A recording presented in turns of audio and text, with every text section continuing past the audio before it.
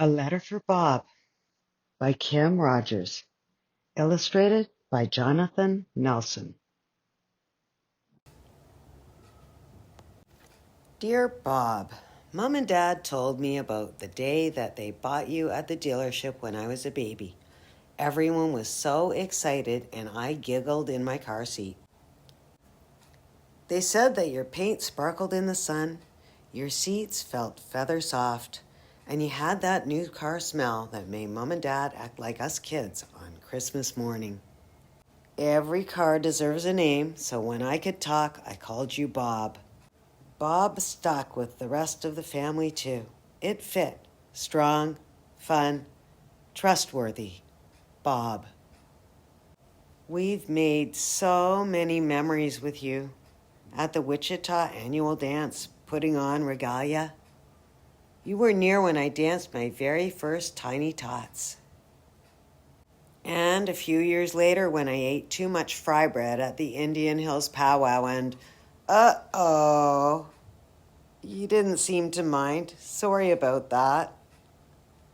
And the other stuff we spilled, or splashed, or dropped. Sorry about that, too.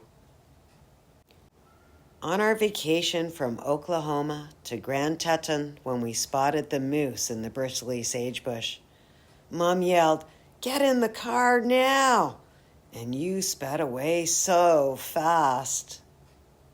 Then you took us to Yellowstone where Old Faithful shot up to the sky right on schedule. You brought us there and back all in one piece. You drove us to visit Aga in the Smoky Mountains, which the Cherokee call Shikanohe, before she got sick. You were close when she watched us at Sliding Rock.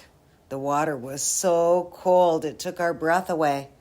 Dad said, "The water's just fine." Burger. He thought that was so funny. You were there when we walked down to Looking Glass Falls. That was the day Grandma last remembered things about Grandpa. We stood in the spot where they had their first date.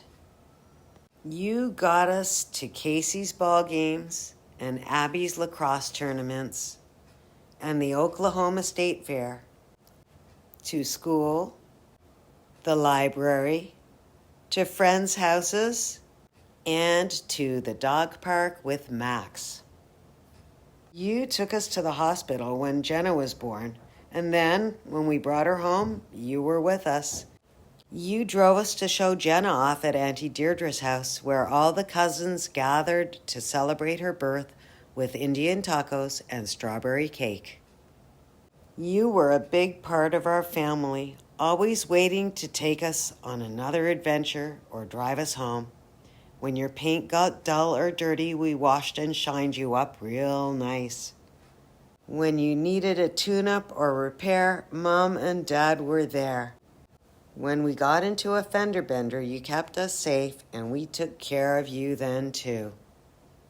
Today is hard because it's the day we say goodbye. We've loved having you, and you will always be part of us. But when families grow, sometimes they need bigger cars.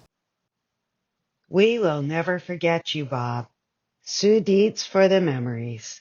Love always, Katie.